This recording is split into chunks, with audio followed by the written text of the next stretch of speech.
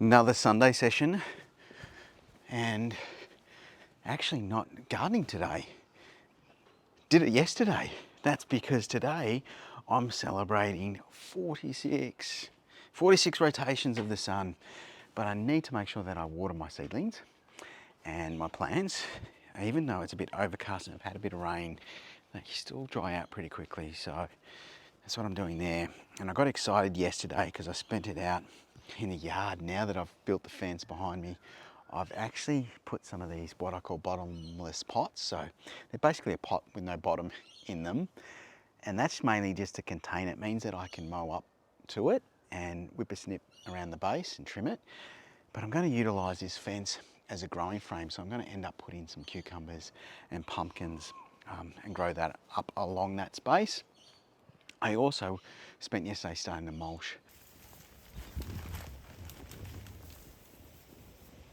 I don't personally typically like mulching my veggie patches. I prefer to hand weed, just use a little weeder. Because I also tend to plant quite densely, I find it easier not to mulch. And I use it often in these perennial beds, so that's what I'm going to do with this particular product.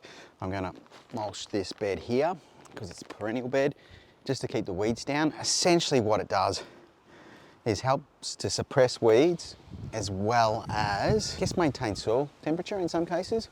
If I was wanting to feed the soil, I'd probably use something like pea straw or lucerne, which tends to be higher in nitrogen. Sugarcane tends to be quite devoid of nutrients, but this is readily available.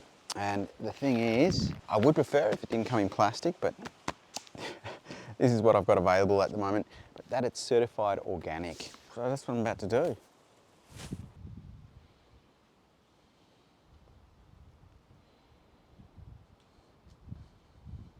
Now I'm just potting up these tomatoes that I've grown here. Now I'm putting them into little bigger punnets to grow them on. Now you can have a look here. I'm holding it by these leaves rather than touching the actual stem. You can see here there's heaps of little tiny hairs. Now I don't want to damage them if possible, and I'm just going to plant it and I'm going to sink it into the soil about that height there. Use a pencil, just make a really deep hole. Hold my seedling like so and just push it all the way down to that level there.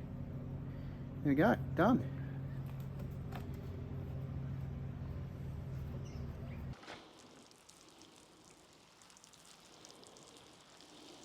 I've got rocket, endive and radicchio, as well as some cos through here. And the whole idea is that I've got plenty of leafy greens for the upcoming months.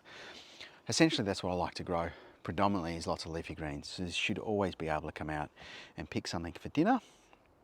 But that's all I'm doing. So hopefully you're having a great Sunday, and remember, stay hungry.